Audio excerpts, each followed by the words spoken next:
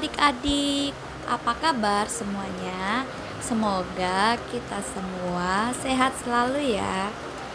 Nah, sebelum kita lanjut ke materinya, adik-adik jangan lupa untuk menekan tombol like, comment, and subscribe ya. Terima kasih. Nah, materi kita pada hari ini yaitu sifat-sifat cahaya.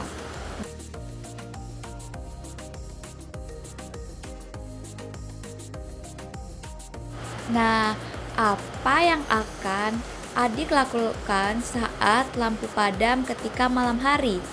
Mungkin sebagian dari kita akan menyalakan lilin dan ada pula yang menyalakan senter.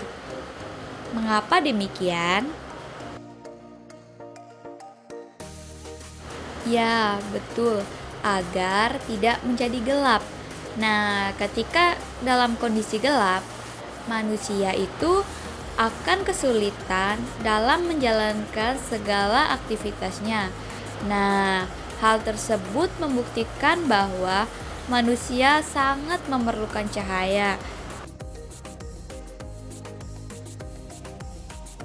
Di sini ada pengertian tentang cahaya.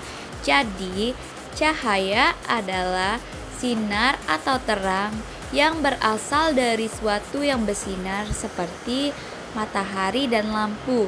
Beberapa contoh dari sumber cahaya yaitu matahari, lampu, lilin, senter, dan lain-lain. Nah, cahaya salah satu fenomena alam yang paling menakjubkan, telah memikat manusia selama berabad-abad. Dari keindahan pelangi hingga kemampuannya untuk menerangi dunia. Cahaya memainkan peran penting dalam kehidupan kita. Memahami sifat-sifat cahaya tidak hanya memuaskan rasa ingin tahu kita, tapi juga membuka pintu untuk memahami berbagai teknologi dan fenomena alam. Yang pertama, perambatan cahaya. Sebagai gelombang elektronik, cahaya merambat dalam garis lurus dalam medium homogen.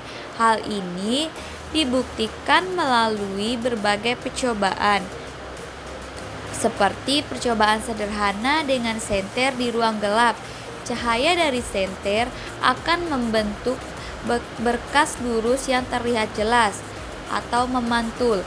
Nah, ketika cahaya mengenai permukaan benda, sebagian cahaya akan dipantulkan kembali. Nah, pantulan ini dapat dibedakan menjadi dua jenis. Yang pertama, pantulan spekular terjadi pada permukaan halus seperti cermin. Cahaya yang dipantulkan secara teratur menghasilkan bayangan yang jelas dan terbalik. Yang kedua, pantulan difuse terjadi pada permukaan kasar seperti kertas. Cahaya dipantulkan secara teratur menyebar ke berbagai arah menghasilkan bayangan yang kabur. Nah, yang ketiga, refraksi cahaya atau membelok dan menyelam. Ketika cahaya melewati dua medium yang berbeda, seperti dari udara ke air, kecepatannya akan berubah. Nah, perubahan kecepatan ini menyebabkan cahaya membelok yang disebut refraksi. Nah, fenomena ini menjelaskan mengapa sedotan dalam gelas air tampak bengkok atau mengapa kolam air tampak lebih dangkal daripada kedalaman sebenarnya. Yang keempat, penyerapan cahaya, warna, dan kegelapan. Nah, ketika cahaya mengenai suatu benda, sebagian cahaya akan diserap oleh benda tersebut. Nah, warna benda yang kita lihat ditentukan oleh warna cahaya yang tidak diserap oleh benda tersebut. Misalnya, benda berwarna merah menyerap semua cahaya kecuali merah yang hitam menyerap semua warna cahaya sehingga tampak gelap. Yang kelima, interferensi cahaya. Gelombang yang berpadu, ketika kedua gelombang cahaya bertemu, mereka dapat saling memperkuat atau interferensi kontraktif atau saling melemahkan. Interferensi cahaya dapat menghasilkan pola-pola yang menarik seperti yang terlihat pada film tipis sabun. Yang keenam, diffraksi cahaya atau membelok dan menyebar. Ketika cahaya melewati celah sempit atau melewati benda-benda, cahaya tersebut akan membelok dan menyebar. Fenomena ini disebut diffraksi. Diffraksi cahaya menjelaskan mengapa kita dapat melihat pola-pola yang menarik pada bayangan. Yang ketujuh, dualitas gelombang partikel cahaya atau misteri yang tak terpecahkan. Nah, cahaya seperti yang telah ditemukan melalui berbagai percobaan memiliki sifat dualitas gelombang-gelombang partikel, artinya cahaya dapat berperilaku sebagai gelombang dan sebagai partikel. Sifat gelombang cahaya menjelaskan fenomena seperti interferensi dan diffraksi, sedangkan sifat partikel cahaya menjelaskan fenomena seperti fotolistrik. Nah, pernahkah adik-adik bermain menggunakan cermin seperti gambar? Nah, kegiatan tersebut membuktikan adanya sifat cahaya. Di sini ada 6 sifat-sifat dari cahaya. Yang pertama, cahaya merambat lurus. Yang kedua, cahaya dapat dipantulkan. Yang ketiga, cahaya dapat menembus benda bening. Yang keempat, cahaya dapat dibiaskan. Yang kelima, cahaya dapat diuraikan. Yang terakhir, cahaya dapat dihalangi membentuk bayangan. Nah, kita masuk yang pertama, yaitu cahaya merambat lurus. Cahaya bergerak atau merambat lurus. Contohnya, cahaya matahari merambat lurus melewati celah-celah pohon yang rimbun. Yang kedua, contohnya pada ruangan dinding yang tertutup, cahaya merambat lurus melalui celah yang ada. Selanjutnya, cahaya dapat dipantulkan. Nah, cahaya dapat dipantulkan dengan cara terpancarnya kembali cahaya tersebut dari bagian permukaan benda yang dimiliki cahaya.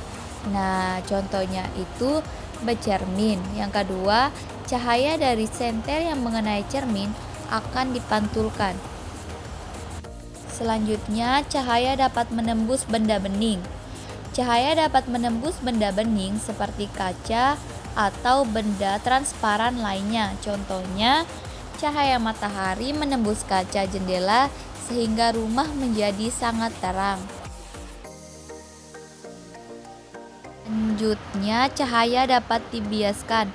Cahaya dapat dibiaskan atau dibelokkan ketika menembus media yang berbeda.